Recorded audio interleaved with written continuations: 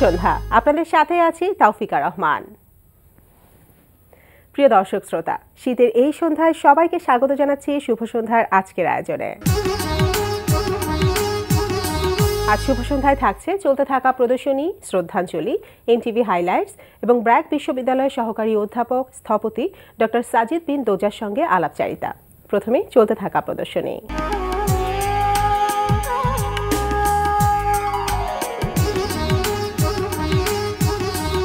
শুরুতেই জানিয়ে দিচ্ছে চলতে থাকা প্রদর্শনীর সময়সূচি। ধানমন্ডির গ্যালারি 21-এ প্রদর্শিত হচ্ছে শিল্পী জাহান আফরোজের একক চিত্রকলা প্রদর্শনী কালার্স ইন কুইল্ট। প্রদর্শনী চলবে 15 জানুয়ারি পর্যন্ত।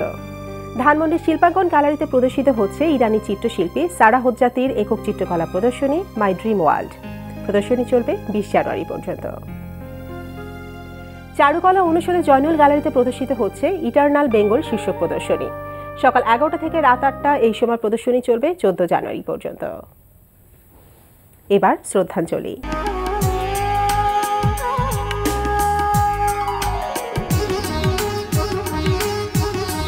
আজ 60-এর দশকের জনপ্রিয় কণ্ঠশিল্পী আঞ্জুমান আরা বেগমের জন্মদিন। তার গাওয়া জনপ্রিয় গানগুলির মধ্যে রয়েছে আকাশের হাতে আছে একরাশ নীল, আয়রে আয় ঘুমায়, এক যে ছিল রাজার কুমার, বরকত সালামের শনিতে রক্তিম বাংলার রাজপথ, এই রাত যাবে চলে, তুমি আসবে বলে, খোকন সোনা বলি শোনো সহ অসংখ্য শ্রোতাপ্রিয় গান।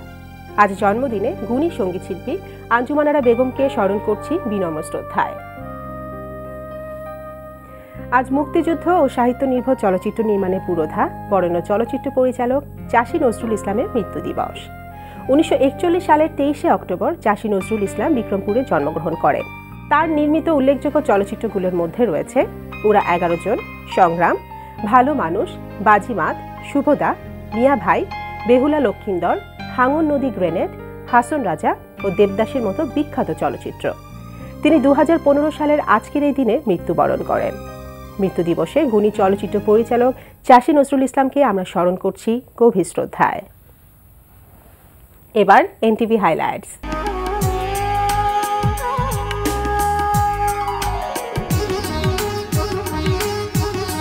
এবার জেনে নিন কি থাকছে এনটিভির রাতের অনুষ্ঠান মালায়। সন্ধ্যা 6:45 থাকছে কাজী মোহাম্মদ মোস্তফার প্রযোজনায় শিশু কিশোরদের ম্যাগাজিন অনুষ্ঠান আমরা সবাই রাজা। যা খুশি গানেতে গা মামনিয়া। আমার ছোট ভাইকে জিজ্ঞেস করতেছিলাম, আচ্ছা বলো তো মেঘের রং কালো হয় কেন? সারাদিন রোদের ভিতরে এত থাকলে কালো হবে না?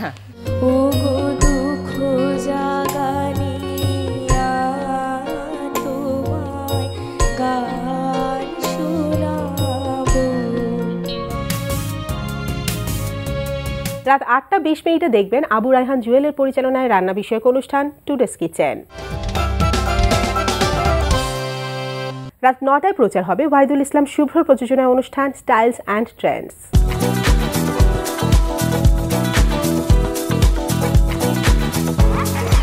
রাত 9:40 প্রচার হবে গোলাম সোহরাব দদুলের পরিচালনায় ধারাবাহিক নাটক সংসার। মেয়েটা যথেষ্ট স্মার্ট এবং সুন্দরী, অ্যাটলিস্ট তোর মতো খেতে পেয়েছি তো না।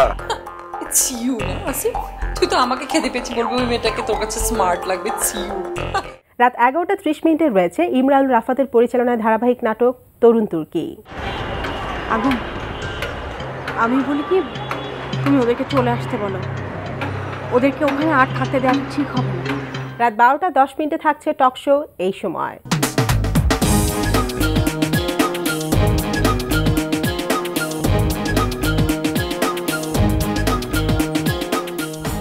এই ছিল এনটিভির রাতের অনুষ্ঠান মালার সময়সূচি।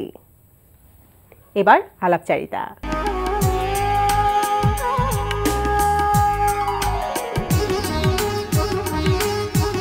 প্রিয় দর্শক, আমাদের আজকের অতিথি ব্র্যাক বিশ্ববিদ্যালয়ের সহকারী অধ্যাপক স্থপতি ডক্টর সাজিদ বিন দোজা। চলুন কথা বলি তার সঙ্গে। শুভ সন্ধ্যা। শুভ সন্ধ্যা। কেমন আছেন? জি ভালো আছি, ধন্যবাদ। তো 16 তারিখ থেকে শুরু হতে যাচ্ছে আপনার একক চিত্র প্রদর্শনী জানালা, এবং এটা হচ্ছে কার্টুন প্রদর্শনী বলা যায়। 24 তারিখ পর্যন্ত চলবে। তো এখন পর্যন্ত এটার প্রস্তুতি কিরকম? হ্যাঁ, অলমোস্ট প্রস্তুতি প্রায় শেষ। এখন শুধু ফ্রেমে বাঁধানো হচ্ছে আমাদের ছবিগুলো, এবং আরেকটা চিন্তা করছি যে গ্যালারিটাকে একটু নতুনভাবে সাজানোর জন্য। এই এক্সিবিশনটা হচ্ছে আলিয়াস মাসেসে, তো আমরা চিন্তা করছি যে একটু ভিন্ন ধারাতে কার্টুন যেহেতু আমরা প্রেজেন্ট করব, তো এক্সিবিশনটাকে একটু বাচ্চাদেরকেও যেন অ্যাট্রাক্ট করে, আবার একই সাথে সব বয়সী মানুষও যেন এসে একটা একটু অন্য ধরনের পরিবেশ পায়। তাহলে উদ্বোধনী অনুষ্ঠানটাকে কিভাবে সাজানোর প্ল্যান আছে? এটাও একটু ভিন্ন ধারায় করার চেষ্টা করছি। যেমন আমাদের উদ্বোধনী অনুষ্ঠানে আসবেন হচ্ছে বাংলাদেশের প্রধান স্থপতি কাজী গোলাম নাসির এবং আমাদের খুব প্রিয় মানুষ আহসান হাবিব, উন্মাদের প্রকাশক এবং এডিটর, উনিও আসবেন এক্সিবিশনে। তো আমরা আশা করছি যে একটা খুব ভাইব্রেন্ট একটা ইনাগুরেশন আমরা করতে যাচ্ছি। অবশ্যই। তো এর আগেও আপনি বেশ কিছু এক্সিবিশন করেছেন, সেগুলো কিন্তু কার্টুন নিয়ে ছিল না, এবার প্রথম আপনার কার্টুনকে কেন্দ্র করে প্রদর্শনী। তো এই কার্টুনকে নিয়ে কাজ করার আগ্রহটা কিভাবে হলো, বা হঠাৎ এই প্ল্যানিংটা কেন হলো, কিভাবে হলো, কবে থেকে হলো? আমি ইনফ্যাক্ট একজন অ্যামেচার আর্টিস্ট, তো আমি উন্মাদের সাথে কাজও করছি অনেক দিন ধরেই। তো আমি ইনফ্যাক্ট পর্তুগালে পড়াশোনা করেছি, পিএইচডি করে আসছি ওখান থেকে। তো ওখানে আমার যিনি প্রফেসর ছিলেন, যিনি সুপারভাইজার ছিলেন, উনি হঠাৎ বললেন যে সাজিদ, তুমি একটা কাজ করো, তুমি তোমার বাংলাদেশের মানুষকে কিভাবে উপস্থাপন করতে চাও, আমরা দেখতে চাই। তো আমি এই কার্টুন মিডিয়াটা নিলাম। কার্টুন মিডিয়া নেওয়ার প্রধান কারণ হচ্ছে খুব সহজে কমিউনিকেট করা যায় এবং আমাদের মেন্টাল ম্যাপিংটা খুব স্ট্রং হয়, খুব দ্রুত আমরা বুঝতে পারি ব্যাপারটা। তো সেইখান থেকে আমি চিন্তা করলাম, আমি ওনাকে বললাম যে ঠিক আছে প্রফেসর, আমি কার্টুন করে, যেটা খুব কম হয়, এবং আপনি জেনে থাকবেন আমাদের এই সাবকন্টিনেন্টে খুব ফেমাস একজন কার্টুনিস্ট ছিলেন, মারা গেছেন উনি, ওনার নাম হচ্ছে মারিও মিরিন্ডা। উনি গোয়া থেকে গোয়ার কালচারাল হেরিটেজ উনি খুব সুন্দরভাবে কার্টুনের মাধ্যমে এক্সপ্রেস করতেন। ইনফ্যাক্ট উনি আমার ইন্সপিরেশন। তো ওনার ওইটা থেকে ইন্সপায়ার হয়ে আমি কিন্তু এই কার্টুনকে মিডিয়া হিসেবে নেই এবং আমাদের কালচারাল প্যাটার্নটাকে এক্সপ্রেস করি। আচ্ছা, তাহলে এই এক্সিবিশনে আপনি কার্টুনের মধ্য দিয়ে কোন কোন বিষয়গুলোকে ফুটিয়ে তুলতে চেয়েছেন? ইনফ্যাক্ট যেটা আছে সেটা হচ্ছে আমাদের অকুপেশন, আমাদের জীবিকা, আমাদের লাইফস্টাইল, আমাদের জীবন প্রবাহ, কিছু খুব কমন আমাদের যে হিউমারগুলো থাকে সেই জিনিসগুলো, আমাদের প্রতিনিয়ত আমরা কনভারসেশন যেভাবে করছি এই জিনিসগুলো, আর খুব হারিয়ে যাওয়া কিছু না দেখা যেগুলো কিন্তু আমরা এক্সটিংক্ট বলি কালচার, সেই জিনিসগুলোকে আনছে। যেমন গরুর গাড়ি কিন্তু অলমোস্ট গ্রাম থেকে কিন্তু চলে যাচ্ছে। তারপর আপনার পালকি, আচ্ছা মাছ ধরার যে বিষয়টা, হ্যাঁ আপনি দেখবেন আমার ওই ইনভাইটেশন কার্ডে ওই একটা জেলে বড় একটি মাছ নিয়ে দাঁড়িয়ে আছে খুশি হয়ে। সো এগুলা আসলে আমাদের আজকের জেনারেশনরা কিন্তু সবসময় দেখে না। তো তাদের জন্য এটা একটা বক্তব্য দেওয়ার চেষ্টা করছি যে কিভাবে আসলে আমাদের এই বাংলাদেশ বঙ্গভূমি অনেক বেশি ঐতিহ্যপূর্ণ এইসব ব্যাপারে। অবশ্যই, এবং বিলুপ্ত প্রায় যে জিনিসগুলো সেগুলোকে আপনি ফুটিয়ে তুলতে চেয়েছেন। আচ্ছা, তাহলে বাংলাদেশের বিভিন্ন বিষয় নিয়ে আপনার এই কার্টুন প্রদর্শনী হচ্ছে, আবার কার্টুন জিনিসটাও থাকছে, কিন্তু নামটা, যে শিরোনামটা আপনার এক্সিবিশনে জানালা কেন? তাহলে একটু চিন্তা করলে দেখা যাবে যে আমরা আমাদের শৈশব ছোটবেলাটা কিন্তু জানালা একটা খুব অ্যাট্রাকটিভ একটা জায়গা ছিল। জানালার দিকে তাকিয়ে কিন্তু আমরা রাস্তাঘাট দেখি, সাধারণ মানুষজন দেখি, অনেক ধরনের দুঃখ বেদনা সুখ সবকিছু জানালা থেকে কিন্তু দেখি। ছোটবেলায় বের হওয়া হয় না সব সময়, বা জানালার পাশে দাঁড়িয়েই ওই ভালো লাগা খারাপ লাগার বিষয়গুলো কিন্তু সামহাও বাইরের সাথে আমাদের শেয়ার হয়। তো আমি ওই এক্সিবিশন নামটা জানালায় দিতে চাচ্ছি কারণে যে ঠিক ওই জানালার ভেতর থেকেই আমরা কিভাবে আমাদের সাধারণ জীবন, বাংলাদেশের সাধারণ মানুষের লাইফস্টাইলটা কেমন হয়, আমাদের আচার আচরণ কীরকম, আমাদের চলাফেরা কীরকম, সেটা দেখার চেষ্টা করছি। একটা অবজারভেশন সেটাই। তো এখানে অন্যান্য এক্সিবিশনের মতো ছবিগুলো কিভাবে আঁকা, সেটা কি তেল রং, জল রং, বা কিভাবে ছবিগুলো আঁকা হয়েছে? এটা আসলে খুব সিম্পল ওয়েতে আমি এঁকেছি। ছবি আঁকা যেরকম ছবি আঁকা ঠিক যেরকম, পেন আমি ইউজ করছি, পেন্সিল ইউজ করছি, কালার ওয়াটার কালার ইউজ করেছি, কখনো কিছু ড্রয়িং আছে শুধু ব্ল্যাক অ্যান্ড হোয়াইটে বোল্ড লাইনে করা। তো খুব সিম্পল মিডিয়া রেখেছি, আমি খুব বেশি ইলাস্ট্রেশনে যেতে চাইনি। আচ্ছা, কতগুলো ছবি আছে? 30টা মতো ছবি। আচ্ছা, তো সেক্ষেত্রে আপনার ছবিগুলো যে এঁকেছেন, এটা কি কবে থেকে ছবিগুলো আঁকা শুরু করেছিলেন? সেটা কি যখন আপনি বাইরে পিএইচডি করতে গিয়েছেন তখন থেকে? এক্স্যাক্টলি, এবং ওখান থেকে কি ছবিগুলো সিলেক্ট করা? সবগুলো আমি দেখাচ্ছি না, যেগুলো রিলেভেন্ট হচ্ছে সেই জিনিসগুলোকে আমি এই গ্যালারিতে নিয়ে আসার চেষ্টা করছি। আচ্ছা আচ্ছা, তো যেহেতু বললেন যে কার্টুন প্রদর্শনী হলে যেটা হয় সবাইকে কানেক্ট করা খুব ইজি হয়ে যায়, বাচ্চারা তো আছে, সেই সাথে যারা হয়তো এক্সিবিশন নিয়ে আগ্রহ একটু কম বা কঠিন মনে করে তারাও খুব ইজিলি কানেক্ট হতে পারে। এই কারণেই এটা করার ইচ্ছা যে যখন ক্যানভাসে দেখবে দেখবে বা ব্যানারটাতে যখন দেখবে পাস করে যাওয়ার সময় কোনো একজন মানুষ, তো একটু হলেও ইচ্ছা হবে যে ব্যাপারটা কি, মানে খুব কমন একটা কনফিগারেশন এখানে আগ্রহ দিয়ে দেখবে, এত বেশি চিন্তা করার কিছু থাকবে না, একদম আগ্রহ দিয়ে এভাবেই আগ্রহ দিয়ে দেখবে, তখন হয়তো বেশি ইচ্ছা করেই গ্যালারিতে যাওয়ার চেষ্টা করবে, দেখার চেষ্টা করবে, বোঝার চেষ্টা করবে। আচ্ছা, ওই সূত্র থেকেই আসলে কার্টুনকে অনেক বেশি রিলেট করতে চাচ্ছি। এই যে ভিন্ন মাধ্যমে কাজটা করছেন, এই যে এক্সিবিশন শুরু হতে যাচ্ছে, তো এখন পর্যন্ত রেসপন্স, কারণ এখন তো আগেই অনেক রেসপন্স পাওয়া যায় ফেসবুক থেকে শুরু করে, কিরকম পাচ্ছেন? বেশ ভালো, অনেক ভালো, এবং কার্টুন হওয়ার কারণেই আমার মনে হয় জিনিসটা অনেক চেয়ারফুল হচ্ছে, অনেক বেশি ভাইব্রেন্ট হচ্ছে, সবাই সবাই খুব খুব ভালোভাবে স্বাগত জানাচ্ছে বিষয়টাকে। আচ্ছা, তো আমরা আশা করছি আপনার এক্সিবিশন অনেক ভালোভাবে শেষ হবে আর কি। ধন্যবাদ। আচ্ছা, এবার আসি একটা আগের কাজ নিয়ে। এটা ছিল আপনার এই কার্টুন প্রদর্শনী, আপনার ষষ্ঠ প্রদর্শনী হবে। এর আগেও আপনার বেশ কিছু এক্সিবিশন হয়েছে। প্রথম এক্সিবিশন কোনটা ছিল? প্রথম এক্সিবিশনটা ছিল খুব অন্য ধরনের। এটা ছিল আমাদের বাংলাদেশের যত অচেনা মন্দির মসজিদ আছে এবং প্যালেস যেগুলো আছে, সেগুলোকে আমি সেই সব বিভিন্ন বাংলাদেশের বিভিন্ন জায়গায় গিয়ে আমি একদম অন দ্য স্পটে বসে স্কেচ করেছিলাম। আচ্ছা আচ্ছা। তো এটা আমার ইচ্ছাই ছিল যে কালচারাল হেরিটেজ অ্যাওয়ারনেস, তো ওইটা ছিল আমার প্রথম এক্সিবিশন। ওটার নাম ছিল এনটিটি। তারপরে যেটা করলাম একই গ্যালারিতে আলিয়াস ফ্রান্সিসে, ওটা ছিল হচ্ছে ঘর, মাটির ঘর নিয়ে। আচ্ছা, এটাও খুব ইন্টারেস্টিং একটা এক্সিবিশন ছিল। আমাদের নর্থ বেঙ্গল এবং বাংলাদেশের মধ্যাঞ্চলে যে ধরনের মাটির ঘরগুলো হয়, এবং মাটির ঘরে কিন্তু একটা নিজস্ব একটা খুবই স্কালচারাল কোয়ালিটি আছে, সেটা নিয়ে একটা এক্সিবিশন করেছিলাম, এবং এটা ব্যাপকভাবে এটা সারা জায়গায় সারা বাংলাদেশে, এবং আমি অনেক ইন্সপিরেশন পেয়েছিলাম এটা করার সময়।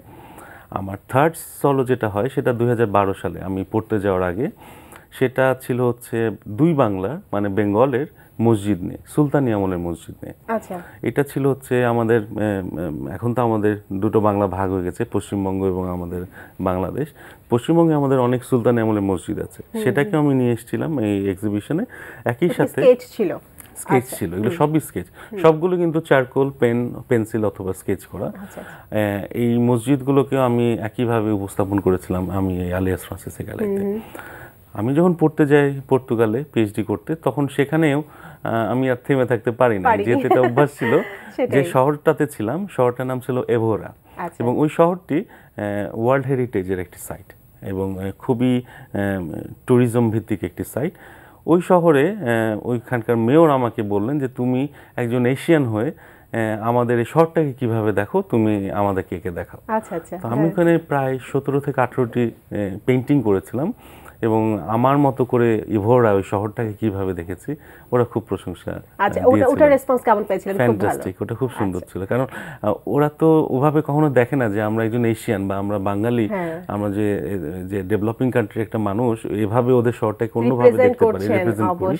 এবং ওটার নামই ছিল, টাইটেলটা এরকমই ছিল যে এভোরা ইন মাই আইস, আমার চোখে এভোরা কেমন। তো ওইটা করেছিলাম। ওইটার পর করলাম এই কার্টুন এক্সিবিশনটা তার 1 বছর পরে, এবং সবশেষে লিসবনে যে এক্সিবিশনটি হলো সেটার নাম রিভারাইন। রিভারাইন হচ্ছে নদীমাতৃক। নদীমাতৃক কি লিসবন শহরটা তেজো নদীর পাশে। আর আমি রিলেট করলাম আমাদের দেশের পদ্মা, মেঘনা, যমুনাকে, এই দুটো শহরের একটা ব্রিজ তৈরি করার চেষ্টা করলাম, এবং কালচারটা কিভাবে নদীমাতৃকতায় তৈরি হচ্ছে সেটাকেও চেষ্টা করলাম ওটাকে তুলে আনার জন্য। এবং এইটাও একটা খুব ভালো একটা, এখানে মিডিয়াটাও ডিফারেন্ট ছিল, যে জল রং, গোয়াশ, তেল রং, বিভিন্ন মিডিয়া ছিল, এবং বড় বড় ক্যানভাসে আমি এটা কাজ করেছিলাম। এটাই আমার খুব ভালো লেগেছিল। আমার মানে জীবনের ইউরোপের মতো একটি জায়গাতে বিভিন্ন ধরনের মানুষ এসে এক্সিবিশন দেখেছেন, বাংলাদেশকে যে আমি উপস্থাপন করতে পেরেছি, ওখানে এটা বিরাট গর্বের ব্যাপার আমার কাছে ছিল। মানে বিভিন্ন ডিফারেন্ট আইডিয়ার কাজ আপনি করেছেন, এবং বাংলাদেশকে রিপ্রেজেন্ট করার জন্য আমার নোশনটা এটা ছিল যে আমার দেশকে কিভাবে অন্য একটা জায়গায়, অন্য একটা প্ল্যাটফর্মে রিপ্রেজেন্ট আমি করতে পারি, এটা সবচেয়ে বড় উদ্দেশ্য ছিল। ছবি আঁকার পাশাপাশি আপনি একজন আর্কিটেক্ট, তো আমরা সেটা জানি যে আর্কিটেকচার এবং হচ্ছে আপনার যে আর্ট, যে শিল্পটা অবশ্যই অনেক মিল আছে। জি, সেই মিলটা আমি এটা আসলে না হাজার হাজার বছর ধরে আমরা বলি যে স্থাপত্যর সাথে কলার অনেক বড় একটা সম্পর্ক আছে। আপনি দেখেন যে অতীতকালের যে ভবনগুলো হতো, অতীতকালের যে মন্দির মসজিদগুলো হতো, এগুলোর সাথে কিন্তু আর্ট সবসময় রিলেটেড। একটা মসজিদও কিন্তু একটা সুন্দর ফুলকে নিয়ে অনেকভাবে বিন্যাস করা যায়। আবার একটা যখন আপনি মন্দির দেখেন, মন্দিরের কারুকাজ দেখে মুগ্ধ হতে হয়। তো আর্ট কিন্তু আর্কিটেকচারের সাথে সব সময় সম্পৃক্ত। এবং যখন ছবি আঁকা শেখা হয় তখন যে জিনিসগুলো থাকে, এবং আর্কিটেকচারে পড়তে গেলে যে শেখার যে বিষয়গুলো অনেকটা কিন্তু কাছাকাছি থাকে। অবশ্যই কাছাকাছি কাছাকাছি। এই কারণে আমরা সবসময় আমাদের সিলেবাসে পেইন্টিং একটা কোর্স রাখি, আমরা স্কাল্পচার বলে একটা আলাদা কোর্স রাখি, এবং সবসময় আমরা আমাদের ছাত্রছাত্রীদেরকে চেষ্টা করি যে তোমরা নিজে হাতে আঁকার চেষ্টা করো, কারণ এই সময়টা এই জেনারেশন কিন্তু সবসময় কম্পিউটার স্কিলেই কাজ করতে চায়।